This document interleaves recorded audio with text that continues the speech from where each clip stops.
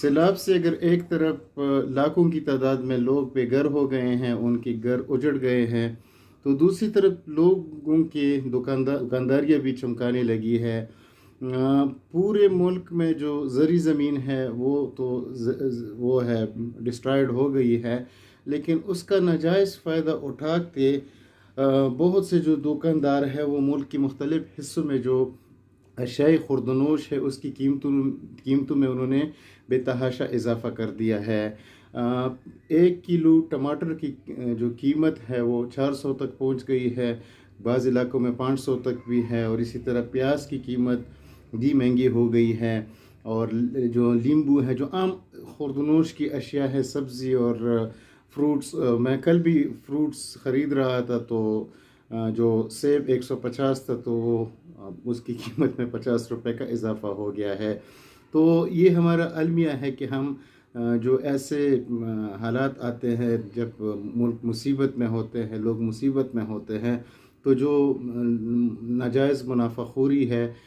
جب رمضان آتا ہے تو یہ بھی ہم آبزرو کرتے ہیں کہ رمضان میں جو چیزوں کے ریٹس ہیں وہ بڑھ جاتے ہیں، حالانکہ پوری دنیا میں جب کوئی مذہبی تہوار ہوتا ہے یا مذہبی کوئی وہ ہوتا ہے تو وہ اپنی چیزوں پہ ڈسکاؤنٹ دے دیتے ہیں، لیکن یہاں پہ ہم الٹا ان چیزوں کی قیمت کو بڑھا دیتے ہیں۔ اسی طرح جو خیمے تھے وہ اگر پہلے 4000 روپے میں مارکیٹ میں اویلیبل تھے، کیونکہ اب ضرورت ہو گئی تو لوگوں نے ان کی ریٹ دگنے کر دیے ہیں، 7-8 ہزار تک ان کی ریٹس پہنچ گئے ہیں۔ پھر ہم ڈس آرگنائز قوم ہیں، آج جو فوٹیجز آ رہے تھے وہ ہم دیکھ رہے تھے،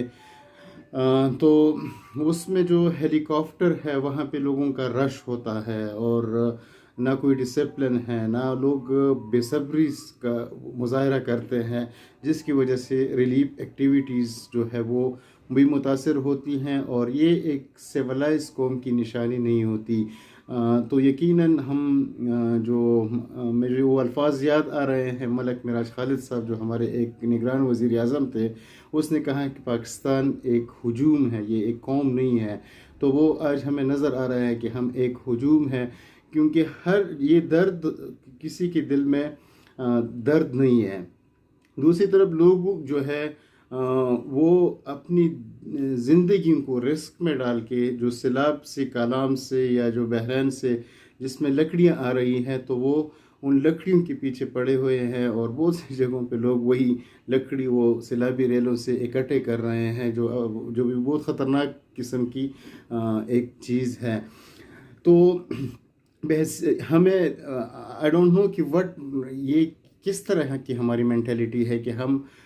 جب لوگ مصیبت میں ہوتے ہیں تو ہم ان کی جو ضروریات کی چیزیں ہیں وہ ہم بڑھا دیتے ہیں، اور جب یہ انفلیشن کا بھی یہی حال ہے کہ یہ دکاندار، یہ جو آڑتی اور یہ لوگ جو ہے یہ سارے مارکیٹ کو دوگنا کر دیتے ہیں۔ جو زمیندار ہے، جو پورا سال محنت کرتا ہے، وہ آلو اگاتا ہے، وہ ٹماٹر اگاتا ہے، وہ پیاز اگاتا ہے، یا وہ فروٹس وہ کرتے ہوئے پورا سال اس باغ کی یا اس کھیت کی رکھوالی کرتا ہے،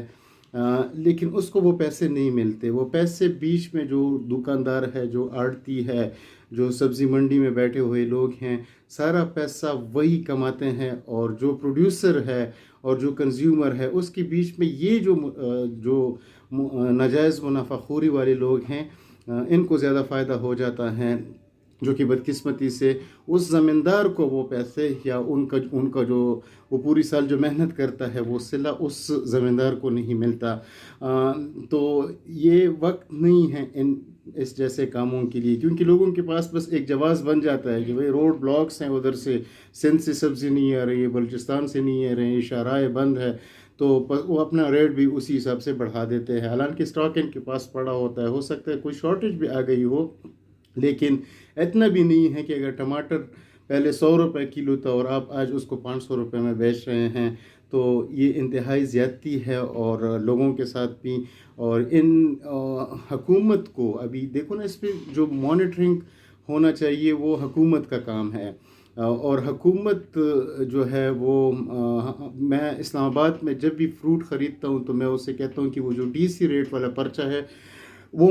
مجھے دکھاؤ، تو کسی بھی دکاندار کے پاس وہ ہوتا نہیں ہے. تو ہر بندے کے پیچھے تو بندہ پولیس نہیں بلا سکتا، لیکن ان کا ایک ایسا پرائس کنٹرول سسٹم